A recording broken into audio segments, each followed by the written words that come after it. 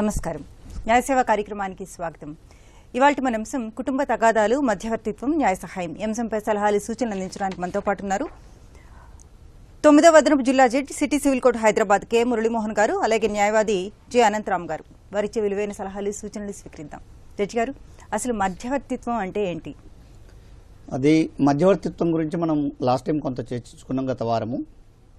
కొత్త వాళ్ళకి కానీ మళ్ళీ కొత్తగా ఈ ప్రోగ్రాం చూస్తున్న వారికి కానీ వివరించడం కోసం, కోర్టుల్లో పెండింగ్లో ఉన్న కేసులు కావచ్చు, లేదా కొత్తగా వివాదాల్లోకి వస్తున్నటువంటి సమస్యలు కావచ్చు, అవి కోర్టులో కేసు ద్వారా పరిష్కారమై లాయర్లని నియమించుకొని వాదోపవాదాలు జరుపుకొని జడ్జి గారు ఇచ్చేటువంటి తీర్పు ద్వారానే పరిష్కారం పొందాలి అంటే చాలా సమయం పట్టేదానికి అవకాశం ఉంటుంది. అందులో ఒక కోర్టులో న్యాయమూర్తి గారు ఇచ్చినటువంటి తీర్పు అదే ఫైనల్ కాదు, మళ్ళీ పై కోర్టులు కూడా ఉంటాయి. కాబట్టి ఆ రకంగా ఒక సమస్య పూర్తిస్థాయి పరిష్కారం సుప్రీంకోర్టు దాకా వెళ్ళి పూర్తిస్థాయి పరిష్కారం పొందాలి అంటే కనీసం 15 సంవత్సరాల నుంచి 20 సంవత్సరాలు పట్టినా ఆశ్చర్యపోవాల్సిన అవసరం లేదు. అదే మధ్యవర్తిత్వం ద్వారా అయితే ఇరు పార్టీల్ని కూర్చోపెట్టి వారిద్దరికీ ఆమోదయోగ్యమైనటువంటి ఒక పరిష్కారాన్ని మధ్యవర్తిత్వం ద్వారా చూపించే అవకాశం ఉంటుంది. ఎవరు మధ్యవర్తిగా ఉంటారు అంటే మన ఆయా రంగాల్లో నిష్ణాతులైనటువంటి వ్యక్తులు, న్యాయవాదులు, దానికి ట్రైనింగ్ పొందినటువంటి న్యాయవాదులు, సుశిక్షితులైనటువంటి న్యాయవాదులు ఉంటారు. కొన్ని కేసుల్లో జడ్జీలు కూడా, న్యాయమూర్తులు కూడా మధ్యవర్తులుగా వ్యవహరించేటువంటి సందర్భం ఉంటుంది. అంటే వారి దగ్గర ఉన్నటువంటి కేసులో వారు మధ్యవర్తిగా వ్యవహరించకూడదు, కానీ రూల్ ప్రకారము వేరే కోర్టులో ఉన్నటువంటి కేసుకి ఆ జడ్జి యొక్క ఖాళీ సమయంలో కానివ్వండి, ఆ ఆఫీస్ అనంతర సమయాల్లో కావచ్చు, ఆ కేసుని మధ్యవర్తిత్వం ద్వారా పరిష్కారం చేయొచ్చు. దాంట్లో ఇరువురికి ఆమోదయోగ్యమైన పరిష్కారం, ఇప్పుడు ఇచ్చేవారు తీసుకునేవారు, లేదా వాళ్ళిద్దరి మధ్య ఏ రకమైన వివాదం ఉందో, ఫర్ ఎగ్జాంపుల్ కుటుంబ వివాదం ఉంది, భర్త తీసుకెళ్లట్లేదు అమ్మాయి కోర్టుకు వెళ్ళింది, నా భర్త నన్ను కాపురానికి తీసుకెళ్లట్లేదు అని. మరి వారిద్దరి మధ్య ఉన్నటువంటి సమస్యలు ఏంటి, ఏ రకమైనటువంటి కారణంతో వారు కోర్టు దాకా రావాల్సి వచ్చింది అని చెప్పి మధ్యవర్తి గారు విని, మరి దానికి ఏ రకమైనటువంటి పరిష్కారం ఉంటుంది అని వారి నుంచే సూచనలను తీసుకొని వారంతటా వారు మాట్లాడుకోలేని పరిస్థితి ఉంటుంది. కాబట్టి ఒక ఆమోదయోగ్యమైనటువంటి, ఇద్దరికీ ఎమికబుల్ అయినటువంటి ఒక సొల్యూషన్ ఆ ప్లాట్ఫామ్ అన్నటువంటిది కల్పించేదానికి అవకాశం ఉంటుంది మధ్యవర్తిత్వం ద్వారా. ఓకే లాయర్ గారు, అలానే ఈ కుటుంబ తగాదాలే కాకుండా ఇంకా ఎలాంటి కేసులు ఈ మధ్యవర్తిత్వం ద్వారా పరిష్కరించుకోవచ్చు? ఇప్పుడు తగాదాలు అంటే మనకు కుటుంబంలో కాకుండా ఇప్పుడు వాణిజ్య తగాదాలు ఉన్నాయి. వాణిజ్య తగాదాలు కోర్టులలో వెళ్ళినప్పుడు ఎన్నో సంవత్సరాలు పడుతుందన్నమాట. అక్కడ ఏంటంటే ఒకరిని ఒకరు తేల్చుకుందాం రా అనే ఉద్దేశంలో ఉంటారన్నమాట. అది కాకుండా వాణిజ్య సంబంధాలు, వాణిజ్య తగాదాలు, ఇంకోటి నెగోషియబుల్ ఇన్స్ట్రుమెంట్ అంటే చెక్ బౌన్స్ కేసులు, అలాంటివి కూడా ఈ మధ్యవర్తిత్వం సాల్వ్ చేయొచ్చు. దీనికి సంబంధించి చెక్ బౌన్స్ కేసులు ఉంటాయండి. మ్యాట్రిమోనియల్ మ్యాటర్స్, కుటుంబ తగాదాలు, check bounce, accident claims, motor accident ప్రమాదాల్లో వారికి ఇన్సూరెన్స్ కోసం క్లెయిమ్ వేస్తారు. అది కోర్టు ద్వారా తీర్పు రావాలంటే చాలా కాలం పట్టే అవకాశం ఉంటుంది. వాటిని పరిష్కరించుకోవచ్చు. క్రిమినల్ కేసెస్లో కూడా రాజీ పడదగినటువంటి క్రిమినల్ కేసులు అని చట్టంలో కొన్ని పేర్కొన్నారు. అలాంటి కేసులు కూడా మధ్యవర్తిత్వం ద్వారా పరిష్కరించుకోవచ్చు. ల్యాండ్ ఎక్విజిషన్ మ్యాటర్స్, ఎవరిదన్నా భూమి ప్రభుత్వ అవసరాల కోసం కానివ్వండి, ప్రజా అవసరాల కోసం కానివ్వండి, ప్రభుత్వం భూమి తీసుకున్నప్పుడు దానికి సంబంధించినటువంటి నష్టపరిహారం చెల్లించే దాంట్లో వీరికి ఏమన్నా వివాదాలు ఉంటే ల్యాండ్ ఎక్విజిషన్ మ్యాటర్స్ కూడా. అలాగే కుటుంబంలో ఆస్తి పంపకాలకు సంబంధించినటువంటి వివాదాలు ఏమన్నా ఉంటే వాటిని కూడా పార్టిషన్ సూట్స్ అంటారు, వాటిని కూడా మధ్యవర్తిత్వం ద్వారా పరిష్కరించుకోవచ్చు. ఇంటి యజమానికి అలాగే ఆ అద్దెకున్నటువంటి వ్యక్తికి మధ్య ఉండేటువంటి వివాదాలు ఉంటాయి, ఎవిక్షన్కి సంబంధించినటువంటి, ఆ ఇల్లు ఖాళీ చేయమని చెప్పి దావాలు వేసుకోవటం, ఇలాంటి వాటిని కూడా మనం మధ్యవర్తిత్వం ద్వారా పరిష్కరించుకునేదానికి అవకాశం ఉంటుంది. అలాగే కమర్షియల్ ట్రాన్సాక్షన్స్, ఇందాక లాయర్ గారు చెప్పినట్టుగా వాణిజ్యపరమైనటువంటి లావాదేవీలకు సంబంధించినటువంటి వివాదాలు, అలాగే సర్వీస్ మ్యాటర్స్లో దానికి సూటు అయినటువంటి మధ్యవర్తిత్వానికి అవకాశం ఉన్నటువంటి సర్వీస్ మ్యాటర్స్ను కూడా పరిష్కరించుకునేదానికి అవకాశం ఉంది. లేబర్ యాక్ట్ కింద ఉన్నటువంటి కేసెస్ను కూడా, అలాగే కాంట్రాక్ట్ యాక్ట్ కింద ఉన్నటువంటి కేసులు, 498A మ్యాటర్స్, వినియోగదారులకు సంబంధించినటువంటి కన్సూమర్ ఫోరంకి సంబంధించిన వినియోగదారులకు సంబంధించినటువంటి హక్కులకు సంబంధించినటువంటి కేసులు, ఇలాంటి కేసెస్ అన్నీ కూడా మధ్యవర్తిత్వం ద్వారా పరిష్కరించుకునేదానికి అవకాశం ఉంటుంది. ఓకే లాయర్ గారు, అలానే మధ్యవర్తిత్వం ద్వారా వెళ్ళాలి అనుకున్నప్పుడు అసలు ప్రొసీజర్ ఎలా ఉంటుందండి? ఇప్పుడు మధ్యవర్తిత్వం కోర్టు నుంచి పంపిస్తారన్నమాట. కోర్టులో పెండింగ్ ఉన్న కేసెస్ అన్నీ, ఎందుకంటే ప్రస్తుతం మన సుప్రీంకోర్టులో తీసుకుంటే త్రూఅవుట్ మన కంట్రీలో తీసుకుంటే 5.5 కోట్ల కేసెస్ పెండింగ్ ఉన్నాయన్నమాట. వాటిని పరిష్కరించడం ఎలా? దానికి ఒక మార్గం ఏంటంటే మధ్యవర్తిత్వం. ఈ మీడియేషన్ అనేది మధ్యవర్తిత్వం అంటే మీడియేషన్ అండి. మధ్యవర్తిత్వం ద్వారా కేసును త్వరగా పరిష్కరించడం జరుగుతుందన్నమాట. ప్రతి కేసు ఒక కేసు కోర్టులో డిసైడ్ కావడానికి 10 నుంచి 12 సంవత్సరాలు పడుతుంది. అదే మధ్యవర్తిత్వంతో చేసినప్పుడు ఏమవుతుందంటే పార్టీలు అంటే కక్షిదారులు వాళ్ళకి కావాల్సిన పరిష్కారాన్ని వాళ్ళంతటా వాళ్ళు సాల్వ్ చేసుకోవచ్చు. అది వాళ్ళకు గోల్డెన్ ఆపర్చునిటీ అనమాట. అందుకోసం అంటే ప్రతి కోర్టులో ఉన్న కేసెస్ని మీడియేషన్ పంపిస్తారు. మీడియేషన్ పంపించినప్పుడు మనం ఏంటంటే పార్టీలకు వాళ్ళకు కావాల్సిన పరిష్కారం ఏంటి? ఎందుకంటే కోర్టు ఇచ్చే తీర్పు అది పర్మనెంట్ రెజల్యూషన్ కాదు. వాళ్ళంతా వాళ్ళు ఒప్పుకున్న పరిష్కారం వచ్చింది ఒకటి, దాని తర్వాత మరి వేరే స్టెప్ లేదనమాట. అదే పర్మనెంట్ సొల్యూషన్. అది అందు గురించి మనం ఏం చేస్తున్నాం, ప్రతి కోర్టులో ఉన్న కేసులు మీడియేషన్ పంపిస్తారు. అది సుప్రీంకోర్టు గైడ్లైన్స్ ఉందన్నమాట. ముందు పార్టీస్కు ఆపర్చునిటీ ఇవ్వాలి. ఆపర్చునిటీ వాళ్ళంతా వాళ్ళు సమస్యను పరిష్కరించడానికి ఆస్కారం కల్పించాలన్నమాట. అది మధ్యవర్తం ద్వారా అవుతుంది. ఏదైనా 2023లో యాక్ట్ వచ్చిందన్నమాట. దాని తర్వాత ప్రతి కేసు ఇక్కడ పంపిస్తారు. ముందు ఫ్యామిలీ తగాదాలు మ్యాక్సిమం సెటిల్ అవుతున్నాయి ఆ విధంగా. ఎందుకంటే వాళ్ళకి కావాల్సిన పరిష్కారం వాళ్ళకు దొరుకుతుంది. Permanent solution. కోర్టులో ఉన్న కేసులు మాత్రమే ఈ మధ్యవర్తిత్వం ద్వారా చేసుకోవడానికి వీలుంటుందంటారా? అవునండి, అదే ఒక ఆపర్చునిటీ అన్నమాట. కోర్టు నుంచి ఉన్న కేసెస్ పంపిస్తారు. ఓకే. అది కాకుండా బయట మీడియేషన్స్ కూడా జరుగుతాయన్నమాట. ఇప్పుడు నూతనంగా అండి మీరు అడిగినట్టుగా ప్రీ లిటిగేషన్ కేసెస్, కోర్టు దాకా వెళ్ళని కేసెస్ను కూడా కమ్యూనిటీ మీడియేషన్ ద్వారా ఇప్పుడు టేకప్ చేయడం జరిగింది. ఒక కమ్యూనిటీలో ఆ ఏరియాలో ఉన్నటువంటి పెద్దల్ని, ఆ కమ్యూనిటీ ఏదైతే ఉంటుందో ఆ పర్టికులర్ ఏరియా, ఒక రకమైనటువంటి జీవన విధానం ఉన్నటువంటి కమ్యూనిటీస్ని, వాటిల్లో ఉన్నటువంటి కొంత చదువుకున్న వాళ్ళని లేదా కొంత ఆ ఏరియాలో పెద్దరికంగా ఉన్నటువంటి వ్యక్తులకి మధ్యవర్తిత్వం ట్రైనింగ్ని ఇచ్చి, మన లీగల్ సర్వీస్ అథారిటీ నుంచి, మీడియేషన్ సెంటర్ నుంచి వారికి ట్రైనింగ్ ఇచ్చి, వారి ద్వారా అక్కడ ఉన్నటువంటి వివాదాలు, ఇరుగు పొరుగుకు మధ్యలో సమస్యలు వస్తాయి. లేకపోతే ఒక కుటుంబంలో అమ్మాయి కూతురికి అన్నదమ్ములకి మధ్య సమస్య వస్తుంది, లేదా భార్యాభర్తల మధ్య సమస్య వస్తుంది. ఇలాంటివి కోర్టు దాకా వెళ్లకుండా ప్రాథమికమైనటువంటి చిన్న చిన్న వివాదాలని అక్కడికక్కడ పరిష్కారం చేసేలాగా ఈ మధ్యవర్తిత్వం అనేటువంటిది ఉంటుంది. ఇప్పుడు మధ్యవర్తిత్వం అనుకుంటే మనం ఊర్లో రచ్చబండ దగ్గర కూర్చోనో, లేకపోతే అందరూ ఓపెన్గా మాట్లాడుకోనో, ఎవరికి తోచిన వాళ్ళు సలహా ఇస్తారేమో, మన విషయం నలుగురిలో పడిపోతుందేమో అనేటువంటిది చాలా మందికి భయం ఉంటుంది. ఇది అలా ఉండదు. ఇది పూర్తిగా కాన్ఫిడెన్షియల్గా, చాలా రహస్యంగా జరిగేటువంటి ఒక ప్రక్రియ. వారి యొక్క ఐడెంటిటీ బయటకు వెళ్ళదు. ఏం మాట్లాడుకుంటున్నారు అనేటువంటిది దానికి ఒక క్యాబిన్స్ ఉంటాయి. ఆ క్యాబిన్లో ఇరు పార్టీలు, వారికి సంబంధించినటువంటి లాయర్లు, వారికి సంబంధించినటువంటి ఈ విషయంలో పార్టిసిపేట్ కావడానికి అవకాశం ఉన్నటువంటి కుటుంబ సభ్యులు ఎవరైనా ఉంటే వారు, మరియు మధ్యవర్తి, వీరు మాత్రమే ఉంటారు. ఎలాంటి కాగితాలు రాసుకోవటాలు, వీరు చెప్పారు ఇలా చెప్పారు, వారు ఇలా చెప్పారు అని చెప్పి రాసుకోవటం అనేటువంటి దాంట్లో ఉండదు. మధ్యవర్తి గారు కూడా వీరు చెప్పిన పేర్లు వివరాలన్నీ రాసుకోరు, అప్పటికప్పుడు వినటమే అవుతుంది. ఇప్పుడు మేము మాట్లాడినటువంటి విషయం బయటికి వెళ్తుందేమో అని చెప్పి ఎవ్వరూ భయపడాల్సినటువంటి అవసరం ఉండదు. పూర్తిగా పారదర్శకంగా వారి ముందు జరుగుతుంది, నిష్పక్షపాతంగా జరుగుతుంది, చాలా కాన్ఫిడెన్షియల్గా జరుగుతుంది. దాంట్లో ఎలాంటి ప్రలోభాలకి లోను కాకుండా మధ్యవర్తి అనేటువంటి వ్యక్తి ఇద్దరికీ అవకాశం ఇచ్చి, ఇద్దరికి సమానమైనటువంటి అవకాశాలు ఇచ్చి, వారు సమస్యను వారంతటా వారు పరిష్కరించుకునేటువంటి ఒక మంచి ఎన్విరాన్మెంట్ని, ఒక వాతావరణాన్ని వారిద్దరి మధ్య కలిగిస్తారు. అంత మంచి అవకాశం ఉన్నటువంటి ప్రక్రియ మీడియేషన్ అనేది. ఓకే, కాల్ తీసుకుందాం అండి. విజయవాడ నుంచి శ్రీనివాస్ గారు. హలో సార్, నమస్తే అండి. నమస్తే అండి, చెప్పండి. మా అబ్బాయికి 3.5 సంవత్సరాల క్రితం మ్యారేజ్ అయిందండి. ఓకే.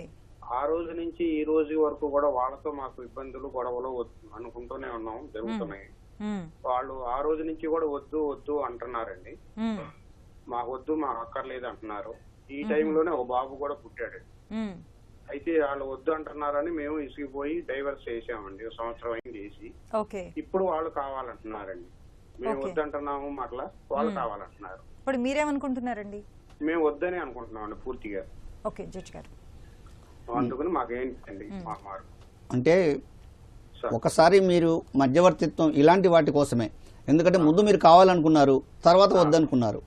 ముందు కావాలనుకున్నారు అంటే పెద్ద బలమైనటువంటి కారణాలు లేకపోతేనే కదా మీరు కావాలనుకోగలిగేది. అవునండి.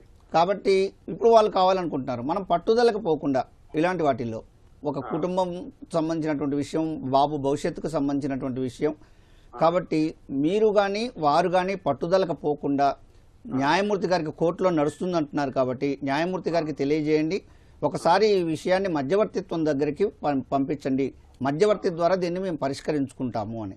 చాలామందికి ఒక అపోహ ఉంది, మధ్యవర్తిత్వం ద్వారా పరిష్కారము అంటే ఇద్దరిని కలిపేయటమే కాబట్టి మేము వెళ్ళము అని చెప్పేసి చాలామంది ఎవరైతే డైవర్స్ కావాలనుకుంటున్నారో కుటుంబ సమస్యల్లో ముఖ్యంగా ఎవరైతే డైవర్స్ కావాలని కోరుకుంటారో బలంగా మధ్యవర్తి గారి దగ్గరికి తీసుకెళ్తే ఆయన మధ్యవర్తి సెటిల్మెంట్ అంటారు. సెటిల్మెంట్ అంటే కలిసి ఉండటమే కాబట్టి మేము వెళ్ళము అని చెప్పేసి ముందే ఒక నిర్ణయానికి వచ్చేసేసి పోవడానికి వెనకాడేటువంటి పరిస్థితి ఉంటుంది.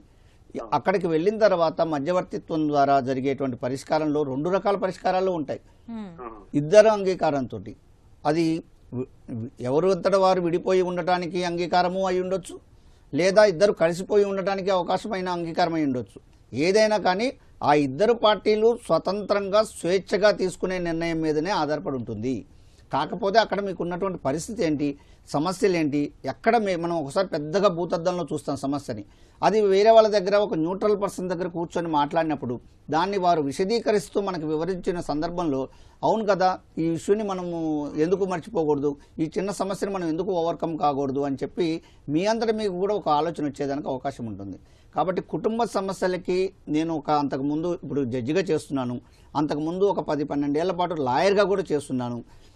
నాకున్నటువంటి అనుభవంతో నేను చెప్తున్నాను, కుటుంబ సమస్యలకు మధ్యవర్తిత్వానికి మించినటువంటి వేరే పరిష్కారం లేదు. ఈ చూస్తున్నటువంటి మీరైనా కావచ్చు, ఇంకా ఎవరి ప్రేక్షకులైనా కానీ మీకు సంబంధించినటువంటి కుటుంబ వివాదము ఒకవేళ కోర్టులో నలుగుతుంటే లేదా కోర్టు దాకా వెళ్లాల్సిన పరిస్థితి వచ్చింది అని మీరు భావిస్తే మీరు చేయాల్సిన పని దగ్గరలో ఉన్న న్యాయ సేవాధికార సంస్థని సంప్రదించండి, లేదా మీ కోర్టులో కేసు నడుస్తుంటే న్యాయమూర్తి గారికి మీరు తెలియచేయండి. మా వివాదాన్ని ఒక్కసారి మేము మధ్యవర్తిత్వం ద్వారా పరిష్కారం చేసుకోవడానికి ప్రయత్నం చేస్తాము అని న్యాయమూర్తి గారికి చెప్పండి. మధ్యవర్తి గారి దగ్గరికి తీసుకువెళ్తుంది కేసు. అప్పుడు వారేమి కేసు చదివి మీ ఆరోపణలు ఏంటి వారి ఆరోపణలు ఏంటి దాంట్లో 100 రాస్తారు. కొన్ని నిజాలు ఉంటాయి, కొన్ని అబద్ధాలు ఉంటాయి. మీ కేసును గెలిపించడం కోసం కొన్ని సందర్భాల్లో పెద్ద మనుషుల ప్రోద్బలంతోటో లేకపోతే న్యాయవాది గారి సొంత ఆలోచనతోటో కొన్ని లేని విషయాలు కూడా రాసేటువంటి సందర్భాలు కూడా ఉంటాయి. అవన్నిటికీ లోను కాకుండా ఆ మధ్యవర్తి అనేటువంటి వ్యక్తి ఉన్న పరిస్థితిని అర్థం చేసుకుని ఇద్దరికీ ఒక మంచి ప్లాట్ఫామ్, ఒక వేదికని ఏర్పాటు చేయడం జరుగుతుంది. చక్కగా మీ కుటుంబ సమస్య పరిష్కారం అవుతుంది. 15-20 ఏళ్ళు కోర్టుల చుట్టూ తిరిగి లక్షలు కోర్టు ఖర్చుల కింద, లాయర్ ఫీజుల కింద సమయాన్ని, ఆరోగ్యాన్ని, మానసిక ఒత్తిడిని మీరు వృధా చేసుకోకుండా సాధ్యమైనంత తొందరలో చక్కగా చెప్తున్నాం, మా అనుభవాలు చెప్తున్నాం, నెలల్లో కేసులు పరిష్కారమైనవి ఉన్నాయి, రోజుల్లో పరిష్కారమైనవి ఉన్నాయి, 2-3 సిట్టింగ్స్లో పరిష్కారమైనటువంటి కేసులు ఉంటాయి మధ్యవర్తిత్వం ద్వారా. అద్భుతమైన ఫలితాలు ఉంటాయి.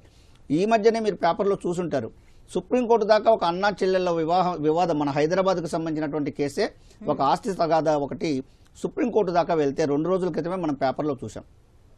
సుప్రీంకోర్టు న్యాయమూర్తులు ఇది అన్నా చెల్లెల పరిష్కారము, అన్నా చెల్లెల సమస్య హైదరాబాద్కు సంబంధించిన భూమి సమస్య, దీన్ని మధ్యవర్తిత్వం ద్వారా పరిష్కరించుకుంటే బాగుంటుంది అని వారు సూచించి మాజీ సుప్రీంకోర్టు న్యాయమూర్తి గారిని, జస్టిస్ సుధాంశు దులియా గారిని దాంట్లో మధ్యవర్తిగా అపాయింట్ చేయడం జరిగింది.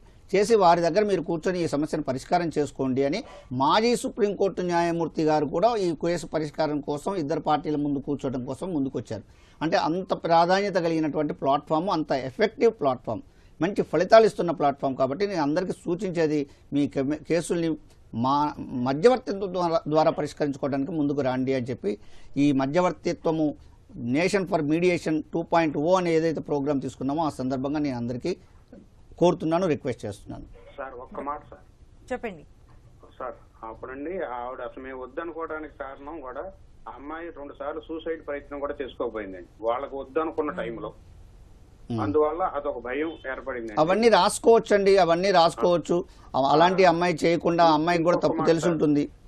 ఇంకొక మాట సార్, ఇప్పుడు మధ్యవర్తిలో సెటిల్ చేయినాక మేము బైండ్ ఓవర్ అవ్వాలా సార్, లేకపోతే అక్కర్లేదండి. మధ్యవర్తిత్వంలో కూర్చున్న తర్వాత మీకు ఇద్దరికి పూర్తిగా మనస్ఫూర్తిగా మీకు అంగీకారం అయితేనే అవన్నీ అనుకున్నవన్నీ రాసుకొని ఇద్దరు సంతకాలు పెట్టాలి. ఆ సంతకం పెట్టినటువంటి కాగితాలు మళ్ళీ జడ్జి గారి దగ్గరికి పంపిస్తారు, అది నమోదు చేసి కేసు క్లోజ్ చేస్తారు. ఒకవేళ మీకు అది ఆమోదయోగ్యం లేదు, వారు చెప్పింది మీకు, మీరు చెప్పింది వారికి ఆమోదయోగ్యం లేదు, అది చివరి ప్రయత్నం వరకు కూడా చేసిన తర్వాత ఇది పరిష్కారానికి లేదు అన్నప్పుడు మధ్యవర్తి గారే ఈ కేసు మధ్యవర్తిత్వం ఫెయిల్ అయినట్టుగా నమోదు చేస్తారు, కేసుకు పంపిస్తారు. మధ్యవర్తిత్వం ఎందుకు ఫెయిల్ అయిందో కూడా రాయరు, ఎక్కడ దానికి ఆధారాలు కూడా ఉండవు. కాబట్టి మీరు నిశ్చింతగా మధ్యవర్తిత్వానికి వెళ్ళొచ్చు.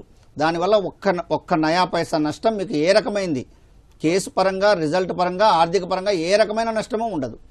అది ఒక ప్రయత్నం చేస్తే చాలా ఉపయోగం జరుగుతుంది. ఒకవేళ పరిష్కారం కాలేదు, అదే మళ్ళీ కేసు ఎప్పటిదాకా నడుస్తుందో అదే అక్కడి నుంచి మళ్ళీ ముందుకు వెళ్ళడం జరుగుతుంది. మరో కాల్ తీసుకుందామండి. విజయవాడ నుంచి అంజలి గారు. హలో హలో అంజలి గారు చెప్పండి. నమస్తే మేడం. నమస్తే. మా అబ్బాయికి మ్యారేజ్ అయింది మేడం 2022లోని. మా బాబు 2022లోనే చనిపోయాడు. ఓకే. హలో చనిపోయాడు మేడం. ఇప్పుడు మా కోడలికి మ్యారేజ్ చేస్తున్నారు. మా మనవడు ఒకటి ఉందండి, 4వ సంవత్సరం బాబుకి. ఓకే. పుట్టిన దగ్గర నుంచి మంచి చెడ్డ అంతా చూసుకుంటున్నాం మేడం. గోల్డ్ అది పెట్టాము, అన్ని చూసుకుంటున్నాం. అబ్బాయి చనిపోయినా మా మనవడిని కోడల్ని వదలలేదు, మేము చూసుకుంటున్నాం. ఇప్పుడు బాబుని తీసుకుని వెళ్తాను అంటుంది. ఆ అబ్బాయి చేసుకునే అబ్బాయి నేను చూడడం అంటున్నాడు. వాళ్ళ అమ్మగారి దగ్గర పెడతాను అని చెప్తుంది మేడం. ఇప్పుడు మా మనవడిని మేము తెచ్చుకునే అవకాశం మాకు ఉందంటారా? ఓకే లాయర్ గారు చూడమ్మా, ఇప్పుడు మీ మనవాడు మీ కోడలతో ఉన్నాడు కదా, మనోడు మీ కోడలతో ఉన్నాడు కదా. అవును సార్, అవును సార్. వాళ్ళందరూ మీ అబ్బాయి చేసుకున్న అబ్బాయి ఒప్పుకోవట్లేదు. ఇప్పుడు అక్కడ ఏదో సెట్ చేసుకుని రా అని చెప్తున్నారు చూసిన సంబంధానికి. వాళ్ళ అమ్మగారి దగ్గర పెడతాను అని అంటున్నాను. ఈ సందర్భంలో ఎలాంటి కేసెస్ ఉన్నాయమ్మా? ఎలాంటి కేసెస్ ఏమైనా పెండింగ్ ఉన్నాయా? ఏమి లేదు సార్. అంటే మీరు మీ మనోడు కావాలంటున్నమాట. అవును సార్. అంటే తండ్రి లేదు కదా, మాకు అబ్బాయి లేడు, వాడిని చూసుకుని పెంచుకుందాము, వాడికి ఒక ఫ్యూచర్ ఇద్దాము అనేసి అని అనుకుంటున్నాను. కట్టుకునే అబ్బాయి ఏమో వద్దంటున్నాడు. రేపు మా అబ్బాయికి మాకు ఇల్లు ఉంది సార్. ఎదిగిన తర్వాత 18 ఏళ్ళు వచ్చి ఎదిగిన తర్వాత అప్పుడు పంపిస్తాను, వాడికి ఇవ్వాల్సింది వాడికి ఇవ్వండి అన్నట్టుగా మాట్లాడుతున్నారు. అమ్మాయి ఏమంటుంది? తీసుకెళ్తుందా? అమ్మాయి వాళ్ళ అమ్మగారు వాళ్ళ దగ్గర పెడతాను, మీకు ఇద్దరికి పంపిస్తాను, 18 ఏళ్ళు వచ్చిన తర్వాత వాళ్ళ నాన్న వచ్చి వాడికి వస్తుంది, వాడు వచ్చి తెచ్చుకుంటాడు అని చెప్తుంది సార్. ఇప్పుడు దాకా పిల్లడికి బాలసాల దగ్గర నుంచి అక్షరాభ్యాసం దాకా మేమే చేయిస్తాం సార్. అన్ని పిల్లడి గోల్డ్ అది పెట్టాను సార్. వాళ్ళు ఇప్పుడు దాకా స్కూల్లో కూడా వేయలేదు సార్. వాళ్ళు ఏంటంటే డైలీ స్కూల్ చేసుకునేవాళ్ళు సార్ వాళ్ళు, వాళ్ళ పేరెంట్స్. అమ్మా మీరు ఏంటంటే ఒక పని చేయండి అమ్మా, మీరు దగ్గర ఉన్న న్యాయ సేవాధికారి డిస్ట్రిక్ట్ అథారిటీ ఉంటుంది, అక్కడ అప్రోచ్ కండి. అదే అది ప్రీ లిటిగేషన్ కేసు ఇస్తారన్నమాట. వేసి ఇద్దరితో చర్చించి ఆమోదయోగమైన పరిష్కారం ఇస్తారండి. ఆ విధంగా మీరు చేయొచ్చు. సరేనమ్మా? అంటే చట్టం ఏం చెప్తుందంటే ఇలాంటి పరిస్థితుల్లో ఆ బాబు ఎవరి దగ్గర ఉంటే క్షేమము, మైనర్ యొక్క సంరక్షణకు సంబంధించి ఆ అబ్బాయి భవిష్యత్తుకి ఎవరి దగ్గర ఉండటం అనేటువంటిది మంచిది. అలాగే ఆ అబ్బాయి కూడా ఎక్కడ కంఫర్టబుల్ గా ఎదగగలడు, ఎలాంటి ఎన్విరాన్మెంట్ అయితే, ఎలాంటి వాతావరణం అయితే ఆ అబ్బాయికి బాగుంటుంది అని చెప్పి న్యాయస్థానం ఆలోచించి Paramount consideration welfare of the child అనేది మనం చట్టంలో చెప్పుకుంటాం.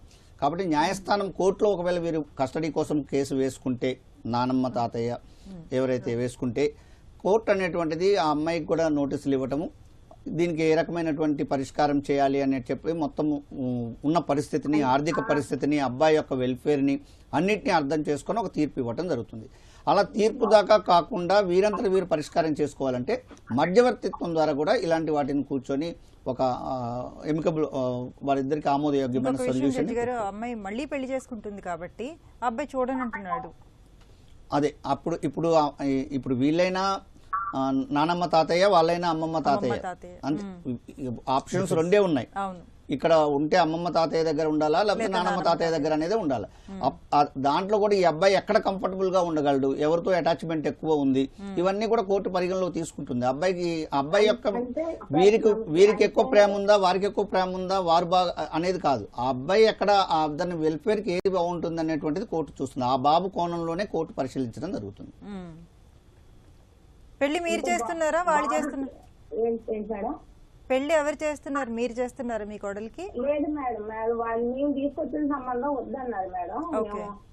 అదే బ్యాంక్ రికవరీ ఏజెంట్ మేము తీసుకొచ్చాం మేడం, వద్దు అని వాళ్ళ అమ్మగారు తీసుకొచ్చిన సంబంధమే చేసుకుంటున్నారు.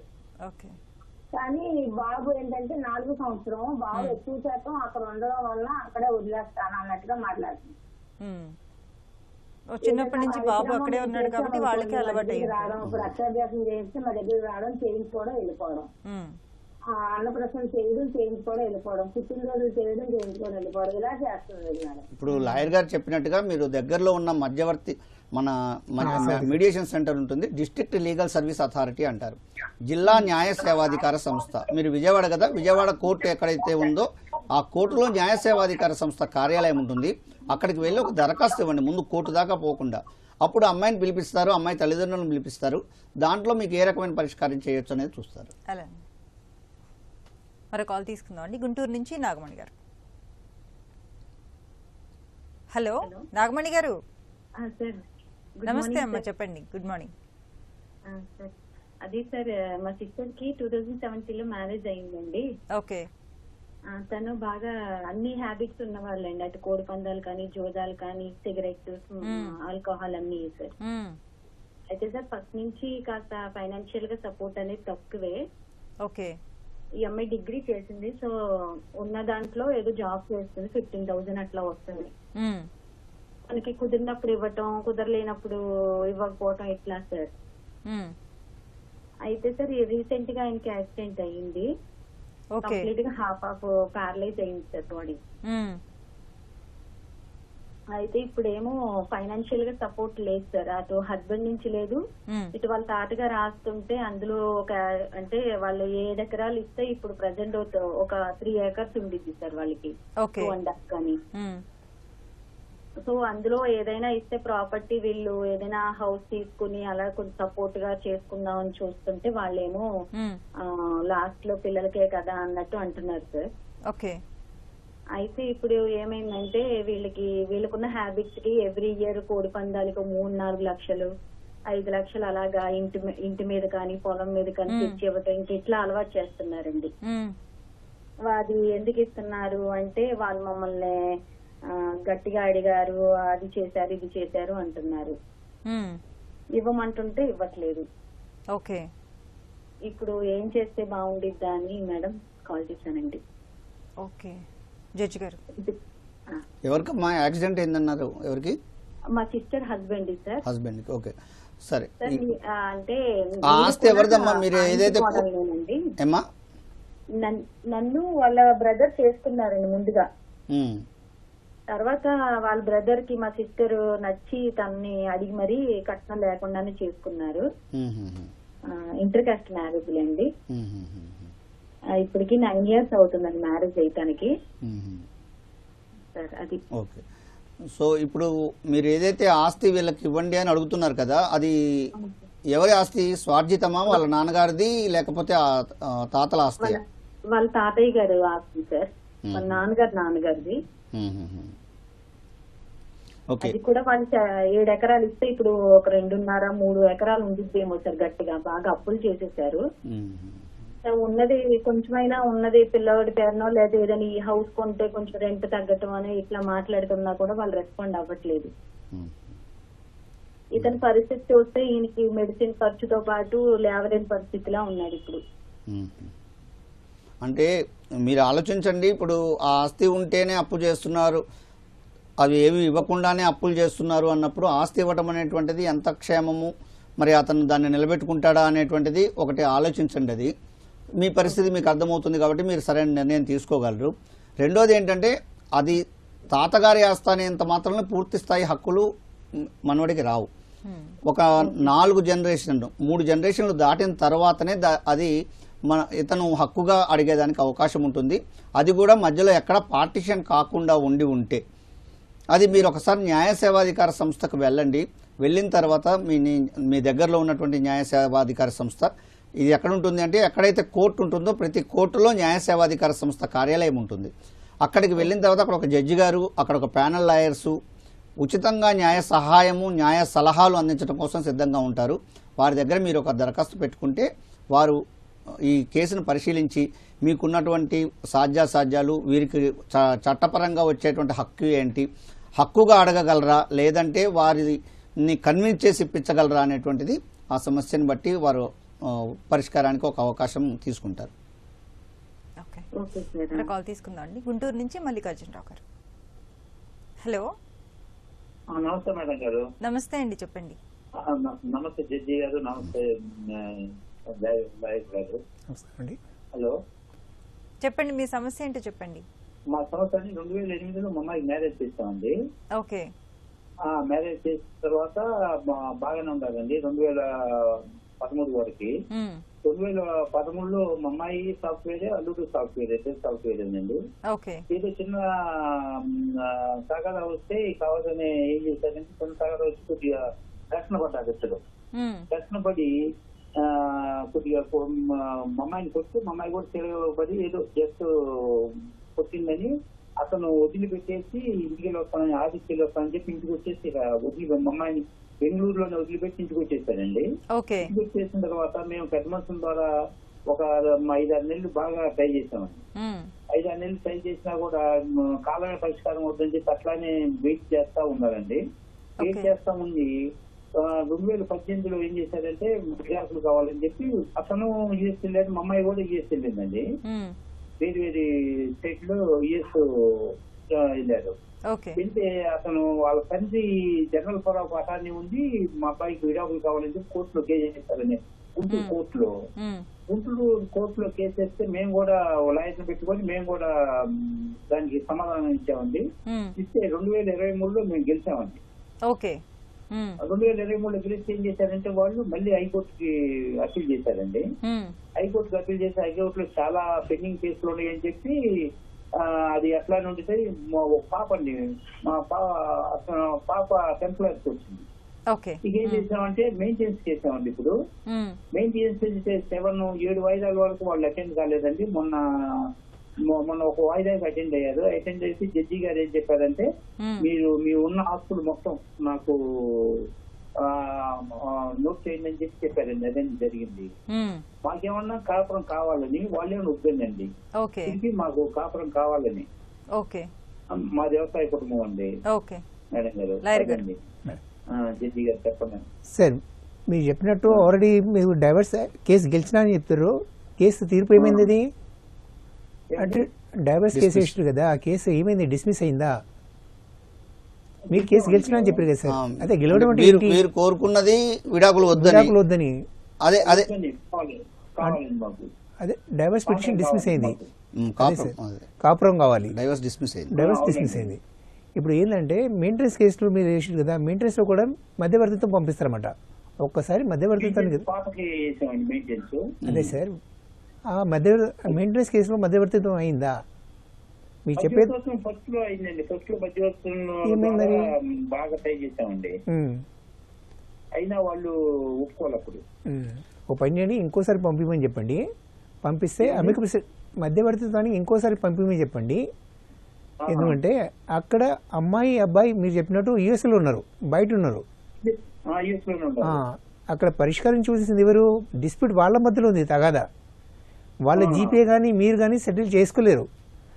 కామన్ ఇంట్రెస్ట్ ఏంటంటే వాళ్ళ మధ్యలో ఉన్న తగాదంతా సాల్వ్ చేయడానికి వాళ్ళు రావాలి కంపల్సరీ. ఇప్పుడు ఏంటంటే ఆన్లైన్ కూడా మీడియేషన్ జరుగుతుందన్నమాట.